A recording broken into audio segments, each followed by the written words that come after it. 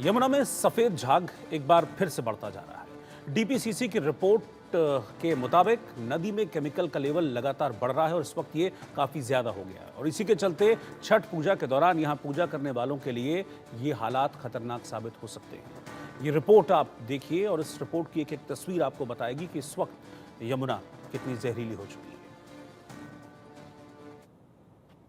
यमुना नदी को जीवनदायिनी कहा जाता है। लाखों लोगों का जो कारोबार है, लाखों लोगों का जो जीवन यापन है वो यमुना नदी से चलता है। लेकिन यमुना की जो ये स्थिति है, ये दुर्दशा है, उससे कई लोग इससे प्रभावित हो रहे हैं।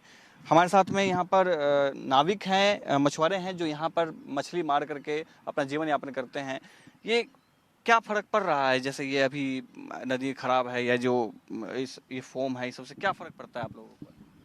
यहाँ पे पानी कभी भी गंदा आता है, पानी सही चलता है। यहाँ पे हम लोग गोताखोर हूँ, ठीक है ना।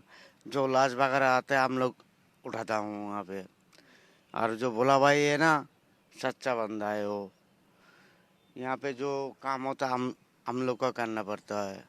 ये जो जाग है ना, जो जाग आया 23 नंबर 24 नंबर खोल रहा है, उससे वजह से जाग आ रहा है। इसमें घाट का कोई गलती नहीं है। इसमें घाट जो है ना, घाट का वाला कोई गलती नहीं है, गलती है गेट वाला का। हो तो ये हर साल इस तरीके से रहता है या अभी इसी साल है? नहीं, अब छठ पूजा का बाद पूरा साफ हो जाएगा। ये जो साफ सफाई हो रहा है ना, बढ़िया कर रहा है। जो साफ सफाई हो रहा है बढ़िया कर रहा है।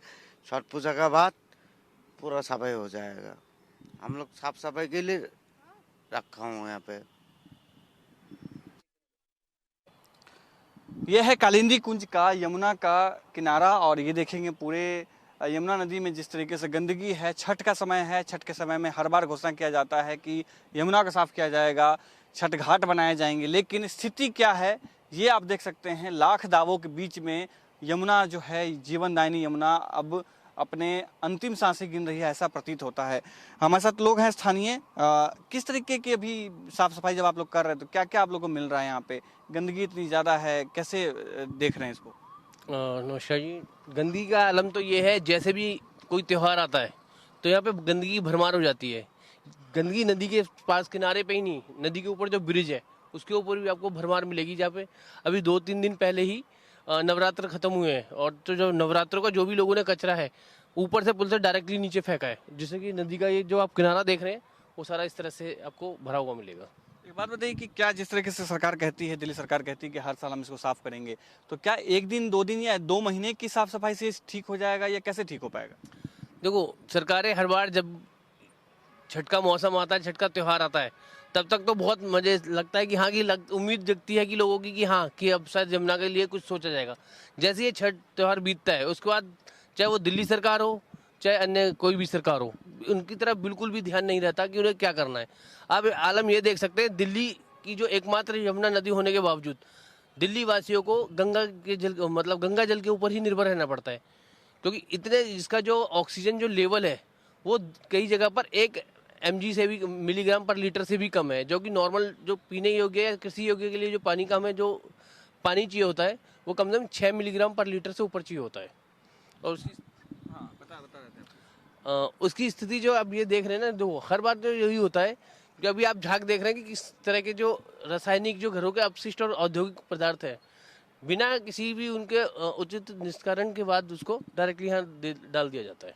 पूरे दिल्ली में लगभग हजारों ऐसे यमुना नदी के किनारे, खासतौर से हजारों उद्योग हैं, हजारों लोग ऐसे रह रहे हैं जो यमुना नदी के किनारे रह रहे हैं। क्या कभी उन लोगों से बातचीत होती है तो क्या किस तरीके से इसको कंट्रोल करने की क्या लोग, स्थानीय लोग किस तरीके से प्रयास कर रहे हैं?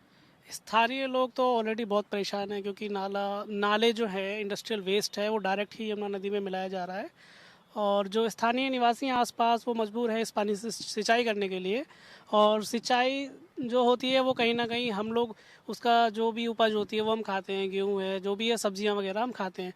ये इतना गंदा पानी है, ये हम इनडायरेक्टली इसको कंज्यूम कर रहे हैं, तो खतरनाक बीमारियां फैल रही हैं इसके वजह से। और जो स्थानीय लोग हैं वो यहाँ पे मछलियाँ पकड़ते हैं और इस गंदे पानी में जो मछलियाँ पनपती हैं वो उसको ही खाते हैं और बीमार पड़ते हैं, जो कि बहुत ज़्यादा दयनीय स्थिति है यहाँ निवासियों की।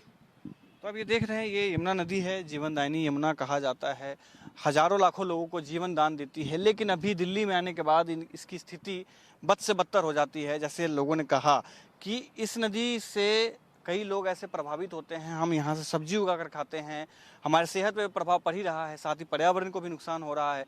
धार्मिक महत्व जो है यमुना का, वो भी कमज़ोर होता दिखाई दे रहा है। और अभी हर साल की स्थिति आप देखेंगे यमुना की यही रहती है। लेकिन तमाम वादों के बीच में, तमाम दावों के बीच में जो परिणाम है वो ढाक के 3 पात नजर आता है। कैमरामैन अंकुश शर्मा के साथ में मैं आदित्य कुमार, इंडिया न्यूज़, दिल्ली।